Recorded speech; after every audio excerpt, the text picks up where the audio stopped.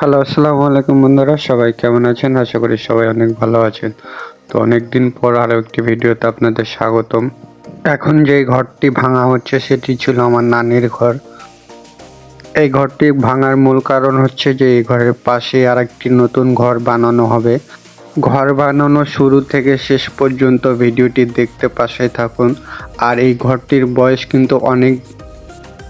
এই পুরো ভিডিওটি আমি অনেক দিন ধরে তৈরি করেছি, কারণ আমি প্রতিদিন একটু একটু করে ভিডিও করেছি। তারপর আমরা মোটর বসিয়েছিলাম বাড়ির মধ্যে, সেখানকারও একটু ফুটেজ নিয়ে রেখেছিলাম। তো দেখতেই পাচ্ছেন মোটর দিয়ে খুব ভালো পরিমাণ পানি বের হচ্ছে। দেখতে দেখতে কিন্তু নানির ঘরের গাঁথনির কাজ শুরু হয়ে গেছে। আর এই গাঁথনি শুরু করতে কিন্তু অনেক দিন সময় লেগেছে। প্রথমে পুরো ঘরটা ভাঙতে হয়েছে আমাদের। তো এখন গাঁথনির কাজ চলতেছে, আর আমি প্রতিদিনই একটু একটু করে ভিডিও নিয়ে রেখেছিলাম, পরে একসাথে জোড়া দিয়ে ভয়েস ওভার দিচ্ছি। তো এখন দেখতে পাচ্ছেন অর্ধেক দেওয়াল উঠে গেছে। আমাদের মূলত এই ঘরটার উপরে ছাদ হবে।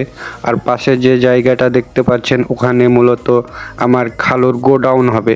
তো গোডাউনের জায়গায় যেহেতু আমার নানির ঘরটা ছিল, মাঝখানে একদিন আমরা বাড়ির সবাই মিলে পিকনিক করেছিলাম নতুন ঘর উপলক্ষে।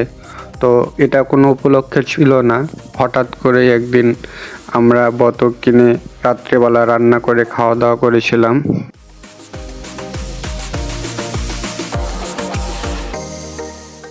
তো রান্নার জন্য ভাইয়াকে সিলেক্ট করা হয়, কারণ ভাইয়া অনেক ভালো রান্না পারে।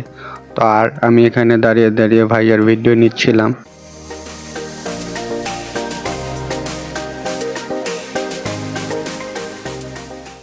আমার আম্মা আর ছোট ভাতিজা এখানে বসেছিল, আর আমরা রান্না করছিলাম সবাই মিলে। আমরা খুব চাইছিলাম যে রোজার আগে এই ঘরটা কমপ্লিট করার অথবা ছাদটা কমপ্লিট করার। তো সেটা সম্ভব হয়নি, কারণ গোডাউনের ওই দিকটা পুরোটাই ফাঁকা ছিল, যার কারণে ওই দিকটায় আগে দেওয়াল দেওয়ার প্রয়োজন ছিল। তাই এদিককার কাজটি বন্ধ রেখে ওই দিকের কাজটি শুরু করা হয়। এখন গোডাউন ঘরের পিছনের আগে যে দেওয়ালটা ছিল সেটা ভাঙা হচ্ছে, কারণ এখন গোডাউনটা একটু বড় হচ্ছে। তো আগের যে দেওয়ালটা ছিল সেটা ভাঙা হচ্ছে। আর গাছ ছিল কিছু, সেগুলো কেটে ফেলা হবে।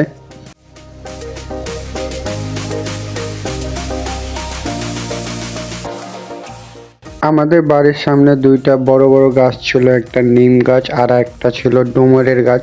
তো সেই দুটো গাছও কেটে ফেলা হচ্ছে, কারণ গাছগুলো অনেক বড় হয়ে গেছিল। আজকে ছিল সোমবার, আজকে ঘরের সামসেটের ঢালাই হবে। তো যার কারণে এখানে রড বাঁধানো হচ্ছে, আর আমি বসে বসে ভিডিও নিচ্ছিলাম। তো আজকের ভিডিওটা খুব বড় করছি না, কারণ একটা ভিডিওতে পুরা ঘরের ভিডিও দেখানো সম্ভব না। তো আমি পরে আরও একটি ভিডিও নিয়ে আসব। তো সে পর্যন্ত সবাই ভালো থাকবেন, আর যারা আমার পেজটি এখনও ফলো দেননি সবাই পেজটি ফলো দিবেন। আর যারা ইউটিউব চ্যানেল থেকে দেখছেন তারা আমার ইউটিউব চ্যানেলটা সাবস্ক্রাইব করবেন। আল্লাহ হাফেজ।